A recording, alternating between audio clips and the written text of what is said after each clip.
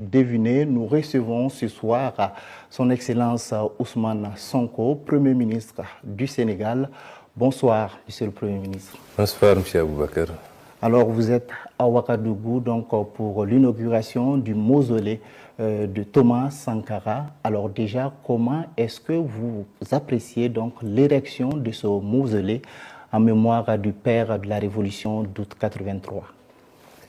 Merci. Vous me permettrez d'abord de réitérer toute la satisfaction qui est la mienne d'être aujourd'hui en terre du Faso, qui est un peuple et un pays que j'ai toujours admiré, et remercier toutes les autorités pour le chaleureux accueil qu'on a eu depuis ce matin, depuis l'aéroport jusqu'à la réception avec le président du Faso, et toute l'attention dont on a bénéficié depuis ce matin. C'est un plaisir d'être là, et je crois qu'également la télévision nationale du Faso me devra quelque chose, parce que c'est la première interview que j'accorde depuis 3 ans à une télévision étrangère. Et c'est vous dire l'importance que j'accordais à cette visite, qui est une visite qui a un double sens. D'abord, comme vous l'avez dit, je suis venu sur invitation de mon homologue, le Premier ministre du Faso, à qui j'avais exprimé d'abord mon souhait de venir pour une visite de travail.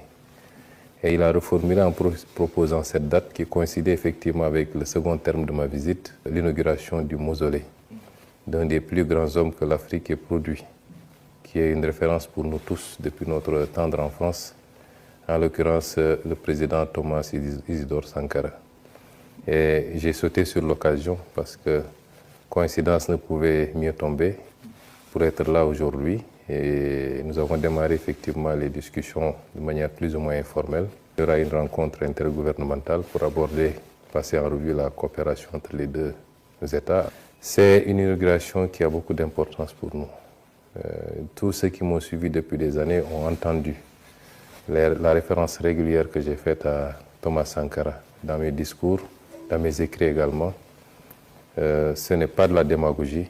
Je considère que c'est un homme qui a beaucoup apporté à l'Afrique, qui certainement était peut-être un peu en avance sur son temps, mais qui aujourd'hui continue de nous inspirer dans la double dimension de son combat, dimension de souveraineté, de patriotisme, c'est extrêmement important, mais dimension également d'une gestion rigoureuse et sérieuse de l'État, sobre, pour être au service des populations.